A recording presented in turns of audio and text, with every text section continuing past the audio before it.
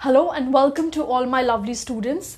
आज की जो क्लास होने वाली है बहुत ही ज़्यादा इंफॉर्मेटिव होने वाली है because I am going to teach you English from basics, या फिर आप इसे ऐसे भी बोल सकते हो कि मैं इंग्लिश पढ़ाने वाली हूँ बिल्कुल ज़ीरो से। Whenever we are talking about one subject, for example English, Hindi, any subject for that matter, तो जब हम एक सब्जेक्ट के बारे में बात करते हैं और उसके लेटर्स के बारे में बात करते हैं तो उसको हम अल्फ़ाबेट बोलते हैं। जो एस होता है वो नहीं आता है। ये जो अल्फ़ाबेट है इसमें अल्फ़ाबेट्स एस नहीं आएगा because English is one subject. और जो ये अल्फ़ाबेट होते हैं ये कौन कौन से होते हैं? A to Z, ABCDEFGH, A to Z को जब हम मिला देते हैं तो वो जो पूरा सेट बनता है वो एक अल्फ़ाबेट का बनता है। जो ए है, अगर ए अकेला है तो उसको हम बोलते हैं लेटर। अगर ABCD साथ में है तो उनको हम बोलते हैं लेटर्स। एक है तो लेटर। ये लेटर हुआ। लेटर से हम बनाते हैं एक वर्ड और वर्ड से बनता है हमारा sentence. But before moving to this part I just wanted to tell you all one more thing कि ए टू जेड तो हमारे अल्फ़ाबेट हो गए, लेकिन इस अल्फ़ाबेट में भी जो AEIOU है, जो ये 5 है, ये होते हैं वॉवल्स। अब प्रोनाउंसिएशन के बारे में बात करें तो I have seen a lot of videos and a lot of teachers now days जो इनको वॉवल्स नहीं वॉल्स बोलती है। मुझे सच में इसका करेक्ट प्रोनाउंसिएशन नहीं पता है because when I was in school, और मैं एक कॉन्वेंट स्कूल से पढ़ी हूँ, and convent schools are basically famous for their English, for their accent and for their pronunciation. अगर कोई बच्चा कॉन्वेंट स्कूल से पढ़ के निकलता है तो वो लाइफ में कुछ करे या ना करे, but one thing is for sure कि जो उसकी इंग्लिश होगी, उसका एक्सेंट होगा और जो उसकी प्रोनाउंसिएशन होगी, they will be top notch and up to the mark. अभी के लिए I am calling it vowels. आप मुझे कमेंट्स में बताइएगा कि इसको वॉवल्स कहते हैं या वॉवल्स। अब तो इसको वॉवल्स कहने लग गए हैं, बट मेरी जो स्कूल की टीचर है उन्होंने मुझे वॉवल्स ही पढ़ाया था, so I am just going to call that only. Anyways, coming back to the topic.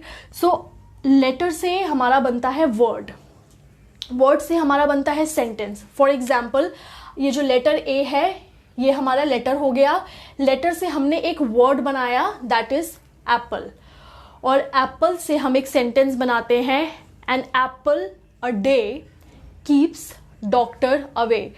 ये बिल्कुल ही झूठ बात थी, ऐसा कुछ भी नहीं है कि अगर आप रोज एप्पल खाओगे तो आप बीमार नहीं पड़ोगे। This is absolutely not right. But anyways, coming back to the topic, ये हमारा जो सेंटेंस बना था, an apple a day keeps doctor away, ऐसे बनता है। लेटर से वर्ड बनता है, वर्ड से हमारा सेंटेंस बनता है। अब हम आते हैं इंग्लिश के सबसे इंपॉर्टेंट पार्ट में, जो होता है जिसके बिना a sentence can not be formed. अगर कोई सेंटेंस होगा तो उसमें एक सब्जेक्ट होगा, एक वर्ब होगा और एक ऑब्जेक्ट भी होगा। इसका जो रूल होता है वो है S, V and O। This is a subject जिसको हम बोलते हैं कर्ता। हिंदी आई डोंट नो मैंने इसको सही लिखा है कि नहीं, बट एनीवेज आप लोगों को समझ में आना चाहिए।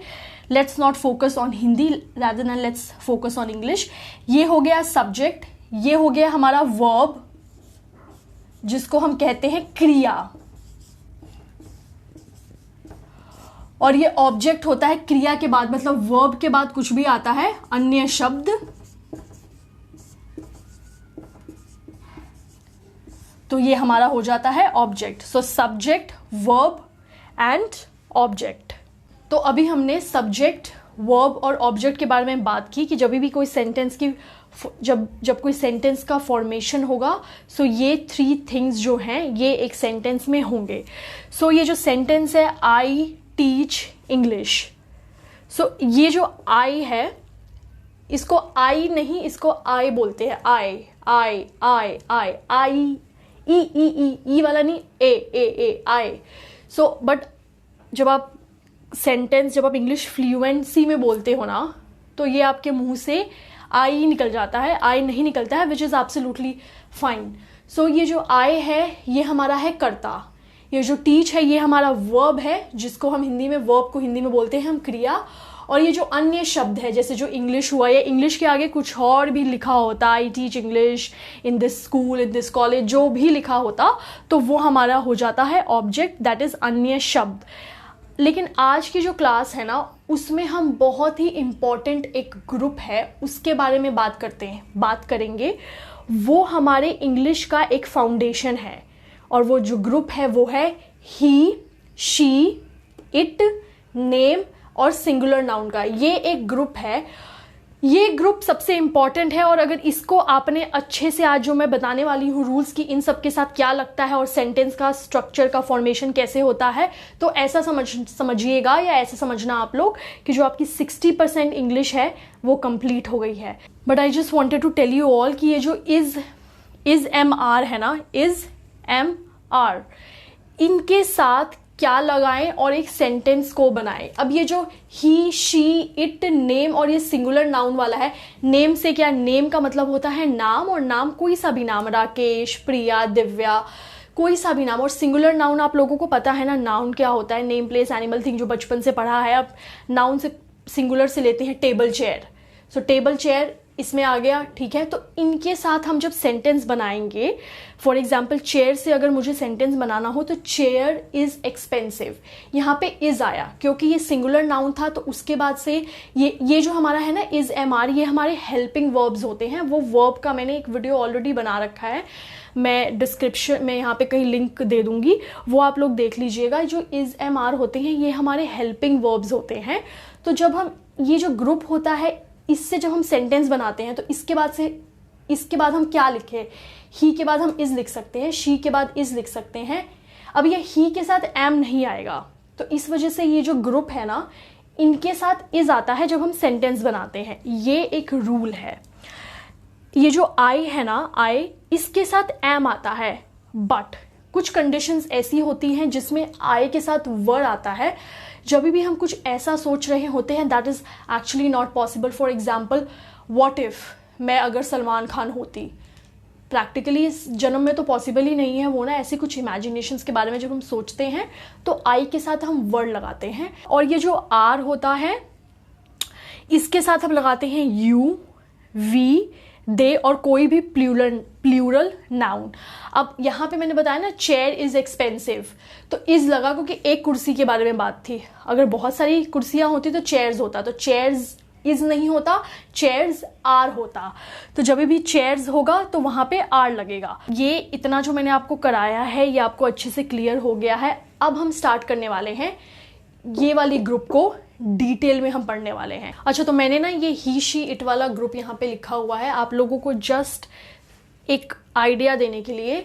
सो ही और शी, ही इज यूज जब हम कोई मेल के बारे में बात करेंगे, शी का मतलब हुआ फीमेल के बारे में बात हो रही है। तो ही और शी को हिंदी में हम बोलते हैं वह।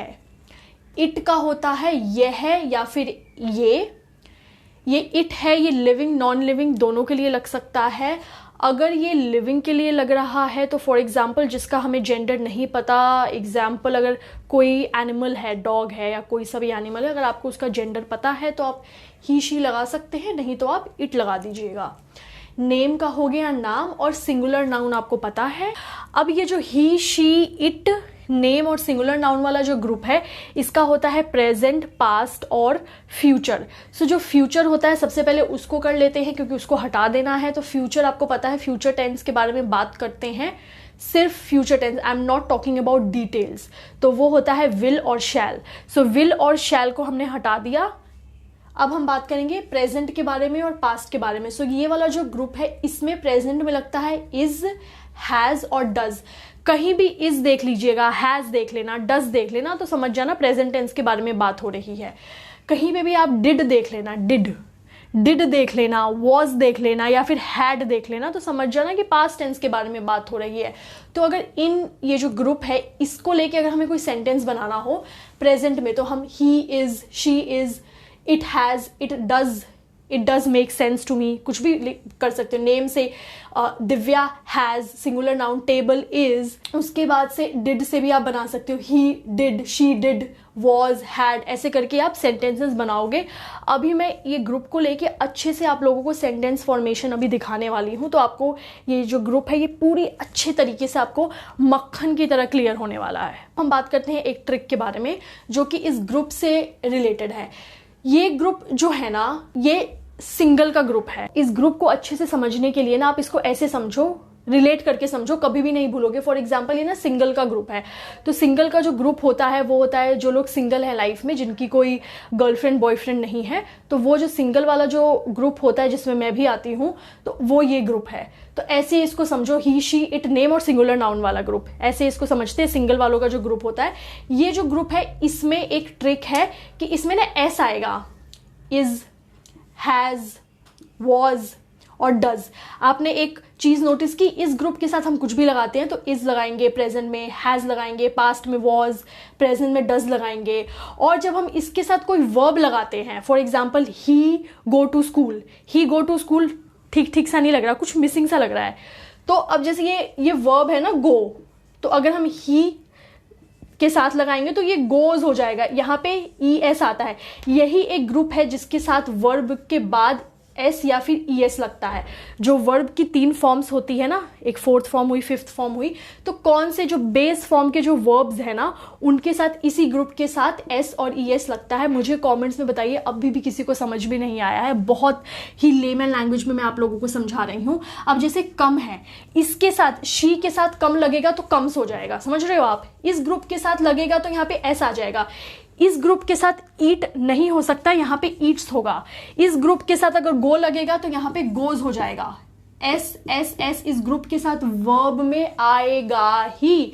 और ये भी तो हमारी हेल्पिंग वर्ब्स ही हैं, इनमें भी तो एस एस एस एस लग रहा है। एक जो डिड है वो एक एक्सेप्शन है, तो एक्सेप्शंस को अभी साइड में रखते हैं। तो गो के साथ गोज लग गया, ईट के साथ ईट्स लग गया, कम के साथ कम्स लग गया, और वर्ब के साथ एस या फिर ई एस लग गया। तो ये ग्रुप अगर होगा तो हमेशा ध्यान रखिएगा कि जो वर्ब होगा वो एस या ई एस लेगा, नहीं तो सेंटेंस ग्रामेटिकली इनकरेक्ट होगा।